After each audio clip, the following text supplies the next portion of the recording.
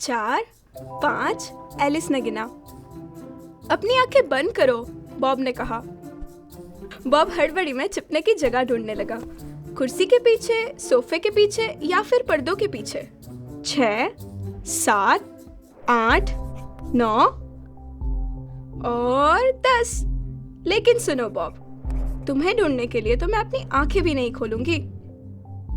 लेकिन एलिस की नाक बड़ी तेज है। उसने सबसे पहले उसी का एलिस को पता चल गया कि बॉब या तो पर्दों के पीछे या तो कुर्सी के पीछे है। अब बारी थी उसके। पकड़ लिया। कैसे? होशियार हूं ना मैं, ये तो बस सतर्कता का मान लिया, पर क्वांटम दुनिया में तुम ये नहीं कर पाओगी, देख लेना। चलो। क्वांटम दुनिया में बॉब तैयारियां कर रहा है कि तभी बेचैनी के मारे एलिस ने कहा, अरे मैं जरा सांस तो ले लूं। बॉब ने शिकायत।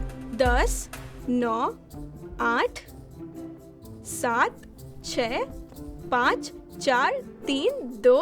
फिर एक बार एलिस ने अपनी नाक का इस्तेमाल किया, पर इस बार वो एक साथ कई सारी खुशबुएं सुन। उलझन में फंसे हुए एलिस ने सुनने की कोशिश की, लेकिन उसे कई सारी दिशाओं से एलिस बॉब को पकड़ने जाती है, पर असल में वो वहाँ है। ये क्या मुसीबत है? एलिस ने सोचा। मैं जीत गया। मुझे तो पता ही था कि इस बार सिर्फ सुनने या सूंघने से तुम्हारा काम नहीं चलेगा। ये तुम बिल्ली से ही पूछ लो। बिल्ली, एलिस ने पुकारा। माफ करना, मैं 2 अवस्थाओं की दास्तान में डूबी हुई थी।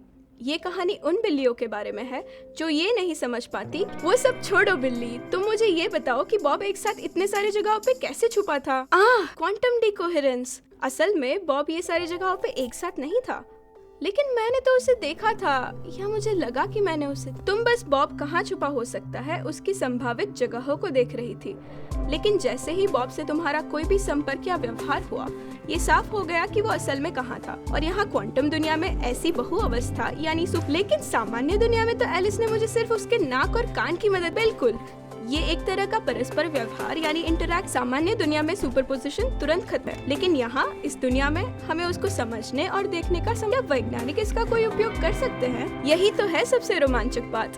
क्वांटम कंप्यूटर सुपरपोजिशन का इस्तेमाल करके पहले से कई ज्यादा तेजी से गणना कर सकते हैं। ये उतना ही क्रांतिकारी हो सकता है जितना पहला कंप्यूटर। ये तो नई संभावनाओं की एक अनोखी दुनिया है। बढ़िया, अब खाना खाए? मुझे तो बड़ी भूख लगी है।